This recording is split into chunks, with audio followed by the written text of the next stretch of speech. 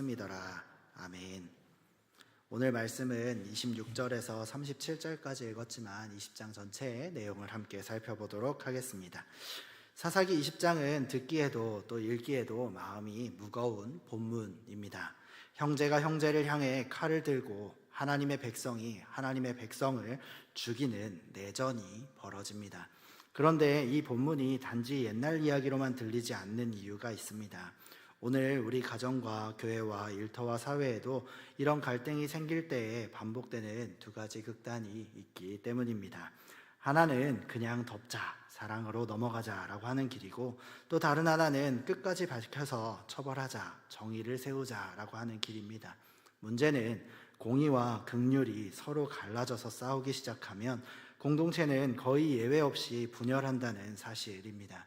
오늘 하나님께서 사사기 20장을 통해서 우리에게 물어보십니다. 죄 앞에서 우리는 어떻게 공의를 세우고 동시에 어떻게 사람을 살리는 긍휼을 붙들 것인가, 그리고 어떻게 공동체를 치유할 것인가 라고 말이죠.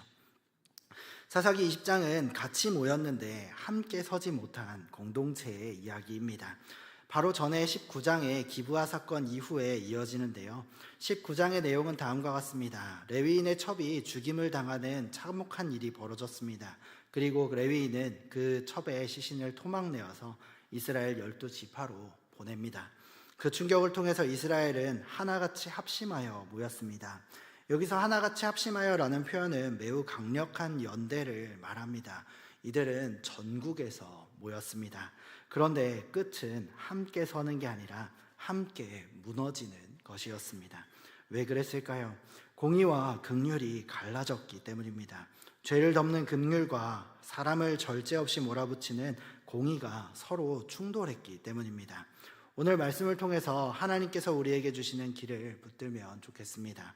공의와 긍휼이 함께 설 때에 공동체가 함께 섭니다. 이 문장을 마음에 붙들고 오늘 본문으로 들어가 보겠습니다. 본문을 보면 이스라엘이 레위인의 말을 듣고 의논한 후에 베냐민 지파에 사람을 보내서 이렇게 요구합니다. 그 불량배들을 내어주라. 우리가 그들을 죽여서 이스라엘 중에서 악을 제거하겠다라고 말이죠. 겉으로 보면 이 요구는 매우 정당해 보입니다. 죄는 가볍게 넘길 수 없습니다. 공동체는 죄를 방치할 수 없습니다.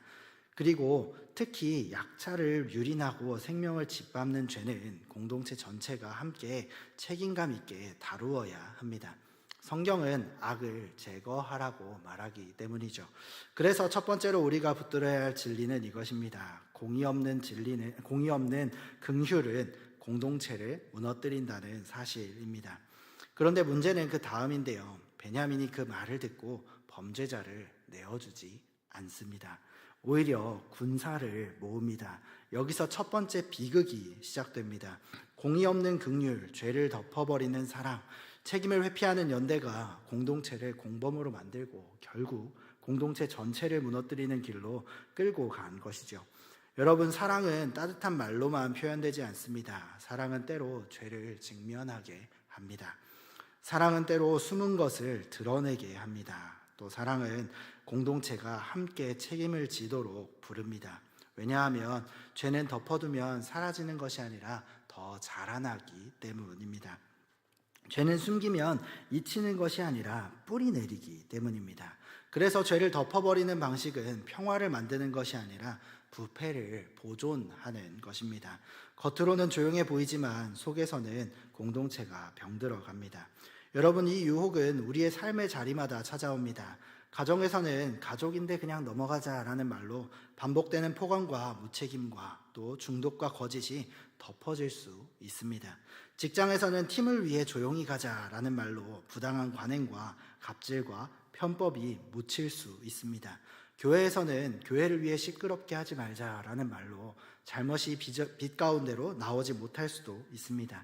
그런데 그렇게 덮인 죄는 사라지지 않습니다. 약한 사람의 마음과 몸을 계속해서 갉아먹고 결국 공동체 전체를 병들게 합니다.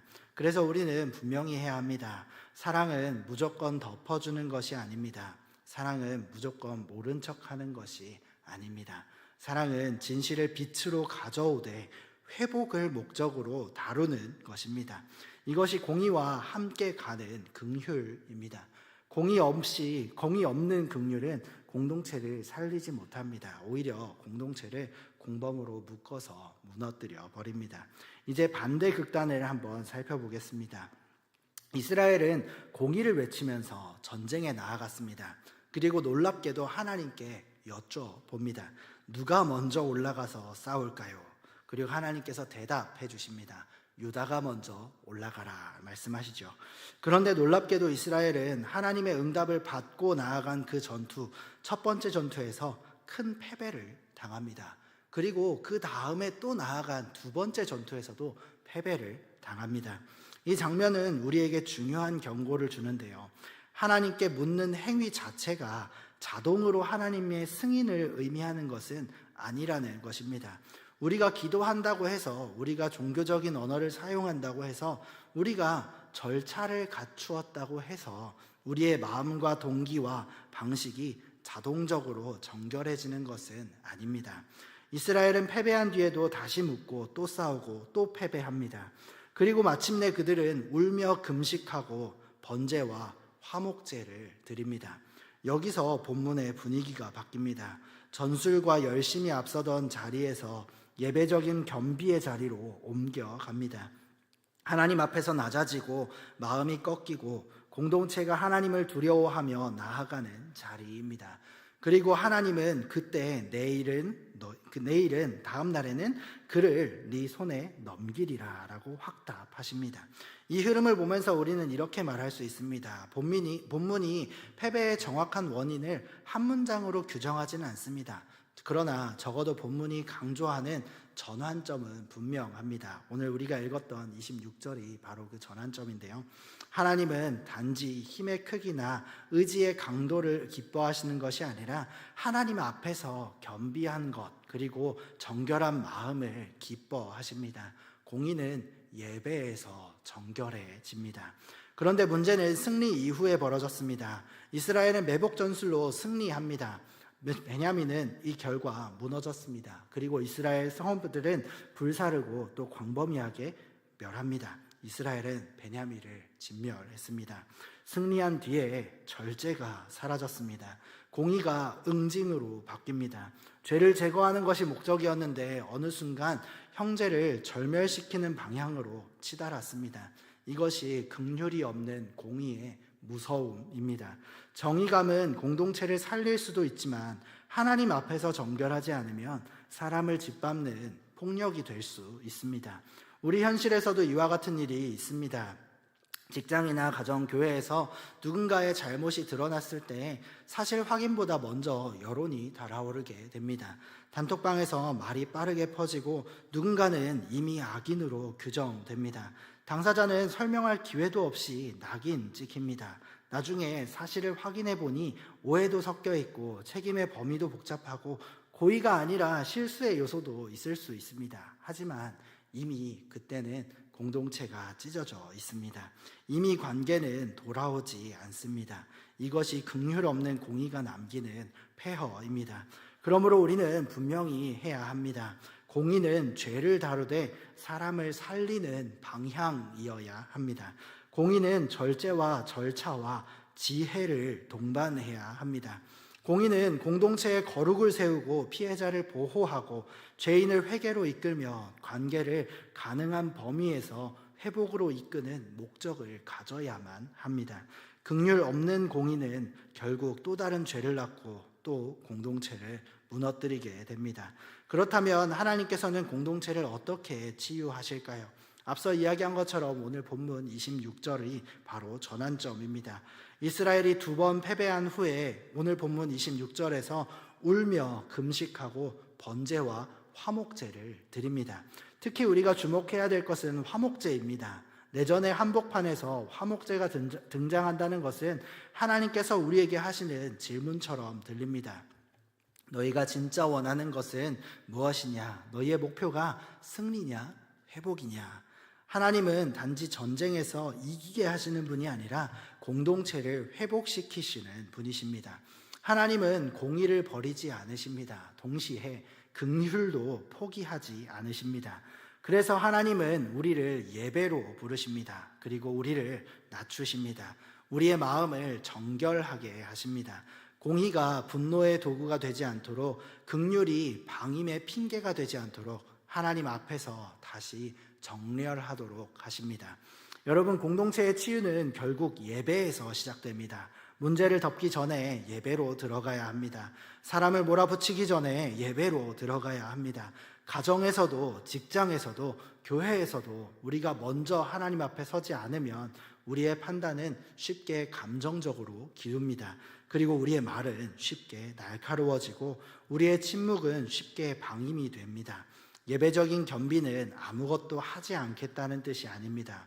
오히려 하나님 앞에서 마음을 정결하게 하고 올바르게 목표를 세우고 바른 방식으로 행동하기 위한 출발점입니다. 그러면 공동체는 어떻게 치유될 수 있을까요? 첫째로, 공동체의 치유는 진실의 회복에서 시작됩니다. 죄를 덮지 말아야 합니다. 그러나 소문으로 다루지도 말아야 합니다. 우리는 사실을 확인해야 하고 증거와 절차와 질서를 세워야 합니다. 또 당사자에게 말할 기회도 주어야 합니다.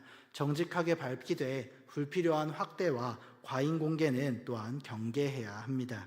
진실은 빛 가운데로 오되 빛은 사람을 몰아붙이는 불이 아니라 살리는 빛이어야 합니다. 둘째로, 공동체의 치유는 절제의 회복을 요구합니다. 공의의 목표는 응징 자체가 아닙니다. 성경적인 공의는 공동체의 거룩을 세우고 피해자를 보호하고 죄인을 회개로 이끌며 관계를 가능한 범위에서 회복으로 이끄는 것에 목적이 있습니다. 그래서 필요하면 분명한 조치를 해야 합니다. 그러나 그 조치는 복수의 감정으로 결정되어서는 안 됩니다. 그 조치는 공동체의 안정과 또 거룩과 회복을 위한 질서 속에서 이루어져야 합니다. 셋째로, 공동체의 치유는 화목의 회복으로 나아가야 합니다. 사사기 20장에서 화목제가 등장한다는 그 사실은 우리에게 메시지를 줍니다. 하나님께서는 단지 전쟁에서 이기는 것을 원하시는 게 아니라 공동체가 하나님 앞에서 회복되기를 원하신다는 것을 말이죠. 회개가 참되면 복음 안에서 회복의 길을 열어야 합니다.